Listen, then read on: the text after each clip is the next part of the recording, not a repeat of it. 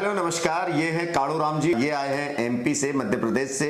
काफी सालों से परेशान थे, पायरिया की वजह से दांत इनके काफी हिल गए थे। मेरे दांतों में कम से कम 6 साल से समस्या थी। पायरिया हो गया था, इस कारण मैं जो है ढंग से खाना नहीं चबा पा रहा था और दांत जो है हिल रहे थे, इस कारण से मैं ढंग से बोल भी नहीं पा रहा था। और ये पेशे से अध्यापक हैं, लेकिन ये काफी सालों से परेशान थे। जब मेरे पास आए थे तो इनके सारे दांत हिल रहे थे। कोई भी दांत ऐसा नहीं था जिसको हम बचा सकें। हमने कोशिश भी की कि शायद किसी दांत को हम बचा पाएं, बट इस तरह के कोई दांत हमें नहीं मिला। तो फाइनली हमें इनके ऊपर के दांत निकाल करके, जितने बचे हुए दांत थे उनको निकाला और निकाल करके इनके इम्प्लांट लगाए, ऑल ऑन 4 सिस्टम किया। दोस्तों, इनके सेम डे दांत निकाले हैं, सेम डे ही इम्प्लांट डाले हैं। यहाँ पे बहुत एडवांस टेक्नोलॉजी है और हम लोग जिस दिन इम्प्लांट डालते हैं उसके दूसरे दिन कोई मामूली सा सूजन आता है तो 2 या 3 दिन में आपका वो सूजन खत्म हो गया था। हाँ, 3 दिन है ना। और दर्द आपके बिल्कुल नहीं रहा। ऑपरेशन करने के बाद बहुत हल्का सा दर्द रहता है या बिल्कुल नहीं रहता,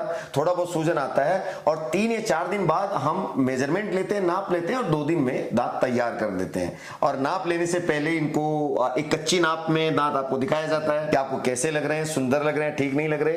तो उसके बाद जब पेशेंट उसको फाइनल कर देता है कि ठीक है, मुझे अच्छे लग रहे हैं, या फिर हम देखते हैं कि इसमें कुछ करेक्शन और हो सकता है क्या, उनको करेक्ट करते हैं। और उसके बाद फाइनल जब ये पेशेंट बता देता है कि मुझे ठीक लग रहा है और डॉक्टर ये मानता है कि हाँ अब इसमें कोई करेक्शन नहीं है, उसके बाद हम उसको फाइनल प्रोस्थेसिस बना करके देते हैं।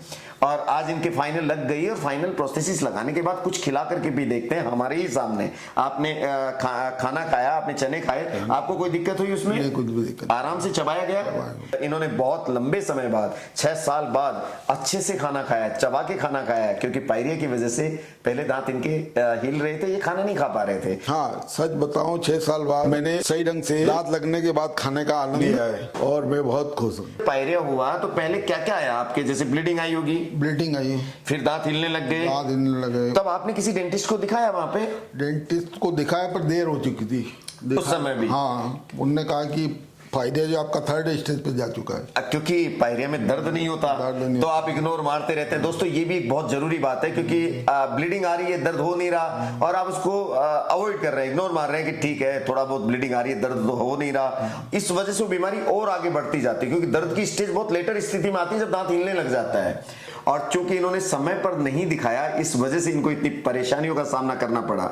और मैं हमेशा बोलता हूं कि दांतों की बीमारियों को अगर आप समय रहते दिखा देते हैं, समय रहते चेकअप करा लेते हैं, तो बहुत सारी बीमारियां हैं जो आगे बढ़ने से रोकी जा सकती है और आपके दांतों को बचाया जा सकता है। पायरिया के सिम्टम्स क्या होते हैं कि जैसे आपको हल्का हल्का खून आया होगा शुरू में, ब्लीडिंग आती है, ब्लीडिंग आने के बाद थोड़ी सी बदबू बढ़ना शुरू हो जाती है, बदबू आने लग जाती है मुंह से, और ब्रश करते वक्त ब्लीडिंग आती है। कई बार ऐसा होता है कि आप ब्रश नहीं कर रहे हैं और कुछ खाना खा रहे हैं तो भी हल्की हल्की ब्लीडिंग आने लग जाती है। फिर धीरे धीरे करके हड्डी गलने लग जाती है और हड्डी गलने के कारण दांत हिलने भी लग जाते हैं। मसूड़े ऊपर खिसक जाते हैं। मसूड़े मतलब नीचे खिसक जाते हैं और हड्डी जैसे जैसे मसूड़े नीचे खिसकते हैं हड्डी गलने लग जाती है। और दोस्तों, पायरिया में एक प्रॉब्लम और होती है जिसमें डेंटिस्ट को बाद में फेस करना पड़ता है, क्योंकि पायरिया में हड्डी गल जाती है और हड्डी इतनी कम रह जाती है कि कई बार तो इम्प्लांट डालना भी बहुत मुश्किल हो जाता है। आपको जब धीरे धीरे खाना खाने में दिक्कत तो आने लगी होगी? दिक्कत आने लगी। फिर क्या हुआ?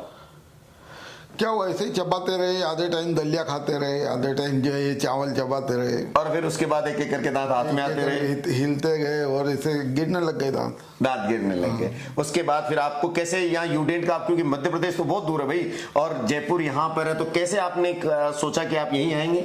नहीं, यही करवाना है आपको? मैंने जो है यूट्यूब पे जो है वीडियो सर्च किए, बहुत सारे डॉक्टरों के वीडियो देखे, मेरे को बेटर यूडेंट डॉक्टर राजेश गुप्ता जी का वीडियो अच्छे लगे, तो मैंने सोचा कि वहीं चल के अपन सब करवाएंगे। चलिए, आपने वीडियो से इतना पहचान लिया कि कौन अच्छा कर रहा है कौन खराब कर रहा है, क्योंकि वीडियो तो आजकल बहुत फेक भी होते हैं और आपने माना। लेकिन जैसा आपने वीडियो में देखा, क्या आपने सब कुछ वैसा पाया यहाँ पे? वैसा ही हमने बिल्कुल सब यहाँ पाया।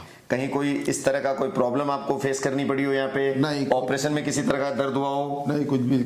कोई समस्या नहीं आई। हाँ, तो अगर आपको कभी ऐसा लगे कि आपके मुंह से खून आ रहा है, मसूड़ों से ब्लीडिंग आ रही है, खाने के टाइम में ब्लड के स्पॉट्स आपको दिखाई देते हैं, या आपके मुंह में बदबू आ रही है, या आपका दांत थोड़ा थोड़ा हिल रहा है, या मसूड़े नीचे खिसकते जा रहे हैं, तो ऐसी स्थिति में आप समझ जाइए कि पायरिया के प्रारंभिक लक्षण है और आप तुरंत अपने नियर बाई डेंटिस्ट को दिखाइए ताकि आपके दांत आगे ज्यादा खराब होने से बचाए जा सके और आपको इनकी तरह नकली दांत लगाने की संभावना कम हो जाए, ना के बराबर रह जाए और आप अपने ओरिजिनल दांत आपको हमेशा साथ दें। बस इसी के साथ मैं आपसे विदा चाहते हैं और अपने दांतों का ध्यान रखिए, खुश रहिए, फिर मिलेंगे किसी नए केस के साथ। धन्यवाद। मैंने इन दांतों से सब कुछ खाकर देख भी लिया है, मुझे खाने में बहुत बड़ा आनंद आ रहा है। सच बताऊं, 6 साल बाद पहली बार ढंग से खाना खाया है। यूडेंट है तो स्माइल है।